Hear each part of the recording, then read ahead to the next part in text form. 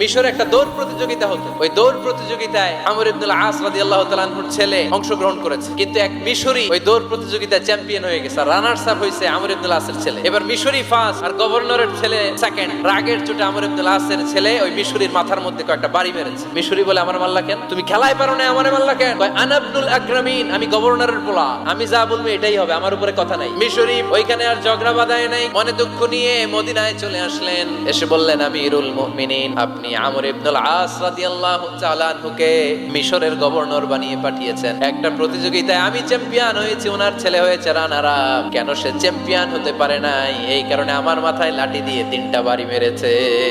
ওমর ফারুক বললেন, তাই আগামী বছরের অমুক তারিখ আমি সব গভর্নরদেরকে ডেকে হিসাব নিই, তো ওই দিন তুই থাকবি। ওই দিন 7 রাজ্য থেকে 7 গভর্নর হাজির, গভর্নরদের ছেলেরাও হাজির, মিশরীয় হাজির। 7 গভর্নরের কাছ থেকে 7 এলাকার খোঁজ খবর নেয়ার পরে ওমর ফারুক বললেন, আইনাল মিসরি, মিশরি লোকটা কই, এদিকে আয়। মিশরি সামনে আসার পরে বলল, আমর ইবনুল আস, তুমি মিশরের গভর্নর, তোমার ছেলে সহ তুমি আসো। আমর ইবনুল আস এসে সামনে বসে রইলেন। এবার বললেন, ও আমর ইবনুল আসের ছেলে, তুমি নাকি ইবনুল আকরামিন গভর্নরের ছেলে, তুমি যা বলবা মিশরে নাকি তাই হবে, তোমার নাকি অনেক দাপট। নিজে একটা লাঠি এনে মিশরীর হাতে দিয়ে বলল, এবার তোর মাথায় যতটা মারছে তুই ততটা গুনে গুনে মার, আমি দেখবো। আমর ইবনুল আস দেখবে, আমর ইবনুল আসের ছেলেরে তুই এখানে মার। সে বলতেছে, থাক, আপনি বলছেন এতেই যথেষ্ট, মারা লাগবে না, আমি মাফ করে দিলাম। ওমর ফারুক বলল, খবরদার, মার মার ওর মাথার মধ্যে। মিশরী ওমর ফারুকের ধমক শুনে ভয়ে ভয়ে 3টা বাড়ি মারলো। এই বাড়ি মারা দেখেও ওমর ফারুকের হৃদয় ঠান্ডা হয় নাই। লজ্জায় আমর ইবনুল আস, বয়স হয়ে গিয়েছে সাহাবা, মাথা তখন টাক, মাথায় চুল নাই, লজ্জায় মাথাটা হেট হয়ে মাথাটা নিচু করে রেখেছে।